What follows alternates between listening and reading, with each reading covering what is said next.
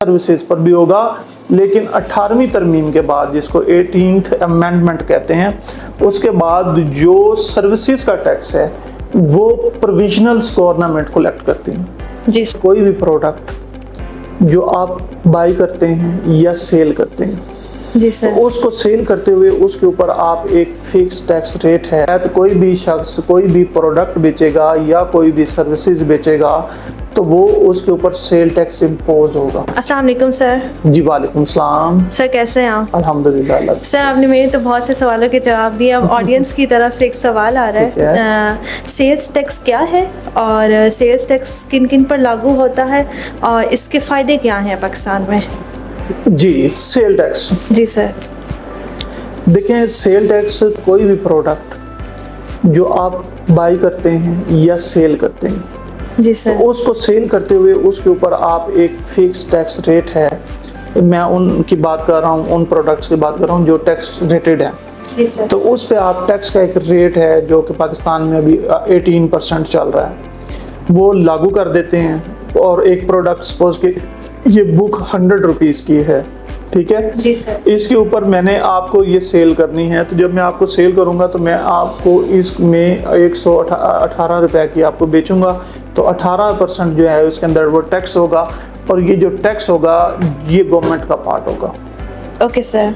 तो कोई भी as per sale tax act 1990 के तहत कोई भी शख्स कोई भी प्रोडक्ट बेचेगा या कोई भी सर्विसेज बेचेगा तो वो उसके ऊपर सेल टैक्स इम्पोज होगा, compulsory. other than those services whose are exempted in sale tax, जी sir. like solars, okay. solar panel, जी। इसी तरह like some nutraceutical products and some pharmaceutical medicines products which is using in cancer's disease जी sir. और some serious diseases जिनका इलाज जो है वो मुमकिन नहीं है, या अगर मुमकिन है तो बहुत कम सतह पर मुमकिन है।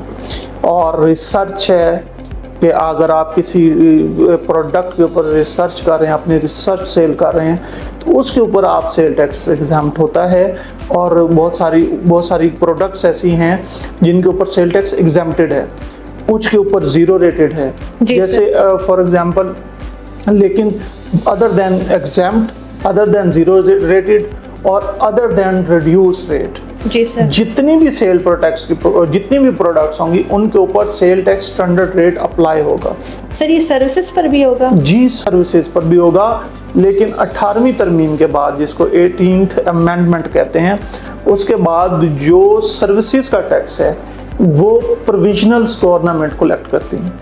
जी सर। तो उसके हम अगर अपनी प्रैक्टिस एज पर लॉयर या प्रैक्टिशनर कर रहे हैं या CMA मेंबर कर रहा हूँ मैं, तो उसमें ये है कि हमारा सेल टैक्स ऑन सर्विसेज, जब मैं किसी कंपनी को सेल सर्विसेज अपनी प्रोवाइड करूँगा तो उसको एक फिगर मैं अपनी फ़ीस की लगाऊंगा और दूसरी फिगर एक उसके अंदर ऐड ऑन होगी 16% से, वो होगी सेल टैक्स की।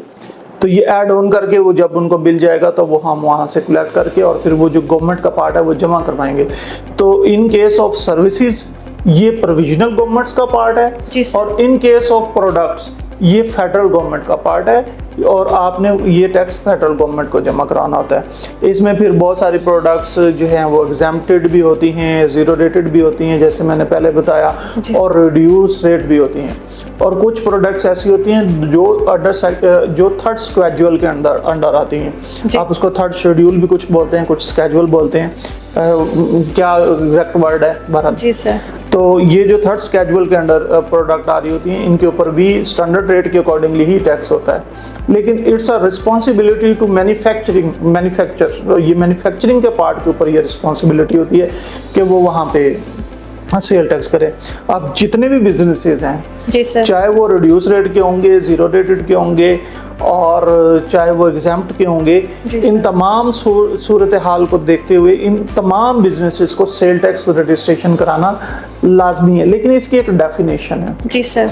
उस डेफिनेशन के में ये चीज़ ज़रूर है कि आपका बिजली का बिल जो है वो 8 लाख रुपए से ज़्यादा हो। जी सर। बस हम केसेस में, और आप जो है तो आप सेल टैक्स लेंगे, या आपकी जो सप्लाईज हैं वो टैक्सेबल हों, तो इस सूरत में सेल टैक्स लेना पड़ता है। और मेरे ख्याल में, और एज़ पर लॉ, मेरा क्या ख्याल, एज़ पर लॉ ये किसी भी शॉपकीपर, किसी भी डिस्ट्रीब्यूटर, किसी भी मैन्युफैक्चरर और किसी भी फार्मास्यूटिकल इंडस्ट्री हो या कोई भी इंडस्ट्री हो, उनके लिए सेल टैक्स रजिस्ट्रेशन करवाना लाजमी है। और जिन केसेस में सेल टैक्स रजिस्ट्रेशन करवाना लाजमी नहीं भी है, फॉर एग्जांपल उन केसेस में भी ऐसा होता है कि अगर आप एक्सपोर्ट करना चाहते हैं और आपकी टोटल एक्सपोर्ट है, लोकल आप सेल ही नहीं करते, जी सर, ठीक है, और वहाँ पे आपको सेल टैक्स एग्जाम्प्ट हो गया, तो जब सेल टैक्स एग्जाम्प्ट हो जाएगा तो आपको वो रिपोर्ट फिर भी करना है जी। और जब तक आप सेल टैक्स की रजिस्ट्रेशन नहीं लेंगे आपको PSW नहीं मिलेगा जी सर। और उसकी आपकी रजिस्ट्रेशन नहीं होगी तो आप एक्सपोर्ट भी नहीं कर सकेंगे जी सर। तो इसकी रजिस्ट्रेशन तो एक तरह से जो प्रैक्टिकल चल रहा है उसमें तो डेफिनेशन भी फॉल नहीं कर रही, वहाँ पे तो प्रैक्टिस फॉल कर रही है कि आप करना क्या चाह रहे हैं। तो जो आप करना चाह रहे होंगे उसके मुताबिक आपको सेल टैक्स की रजिस्ट्रेशन लेना होगी। और सपोज कि आप इंपोर्ट करना चाह रहे हैं, देन भी आपको PSW नहीं बनेगा जब तक आपका सेल टैक्स नहीं होगा। तो आपको सेल टैक्स लेना होगा। पहले ये PSW को VBOC कहते थे, अगर कुछ लोग नया नाम नहीं समझते तो मैं बता दूं कि VBOC को ही रिप्लेस करके उन्होंने PSW कर दिया। तो ये और कुछ बिजनेसेस ऐसे भी होंगे मतलब जो एक्सपोर्ट करना चाह रहे हैं तो भी लेना ज़रूरी हो जाएगा। कुछ सर्विसेज देना चाह रहे हैं to government officials, government departments को, ठीक है। अभी सपोज के अगर कहीं पे क्लास है या कहीं पे मैं जाता हूँ लेक्चर डिलीवर करने और कोई गवर्नमेंट इंस्टीट्यूट है तो वहाँ पे वो मेरा सेल टैक्स डिडक्ट करते हैं, विद हेल्ड कर लेते हैं। अगर रजिस्टर्ड पर्सन होगा तो वो विद हेल्ड नहीं करेंगे और वो मेरा रिपोर्ट हो जाएगा और वो मेरी एडमिसिबल चीज़ें हो जाएंगी, मेरी मनी और वाइट हो जाएगी। लेकिन अगर मैं अनरजिस्टर्ड पर्सन होऊंगा तो वो कंप्लीट टैक्स जो है वो विद हेल्ड कर सकते हैं। तो ये काफ़ी सारी चीज़ें हैं और फर्दरली बिजनेस लाइंस हमारे ऑडियंस के लिए हाजिर है जी सर। वो अपने कमेंट बॉक्स में क्वेश्चन कर सकते हैं, हम उनके क्वेश्चन का रिप्लाई भी करेंगे। और इन केस के अगर हम प्रॉपरली उस टाइम फ़ौरन रिप्लाई नहीं भी कर सके जी सर, तो हम प्रॉपरली आफ्टर रिसर्च उनको रिप्लाई भी करेंगे और उनका वो जो कमेंट हमें करेंगे उस कमेंट के नीचे हम अपनी नई वीडियो का लिंक दे देंगे जिसमें उनका रिप्लाई होगा जी सर। तो ये प्रैक्टिस हम करने जा रहे हैं जी सर। तो इंशाल्लाह वी विल बेस्ट। और बिजनेस लाइंस ने अपने गुज़िश्ता 8-10 सालों की प्रैक्टिस में पॉजिटिव रिस्पांस दिया टू एवरी क्लाइंट और हमेशा अपना बेस्ट दिया और इंशाल्लाह हम फर्दर भी बेस्ट देंगे इंशाल्लाह सर। इंशाल्लाह। Thank you sir, thank you so much.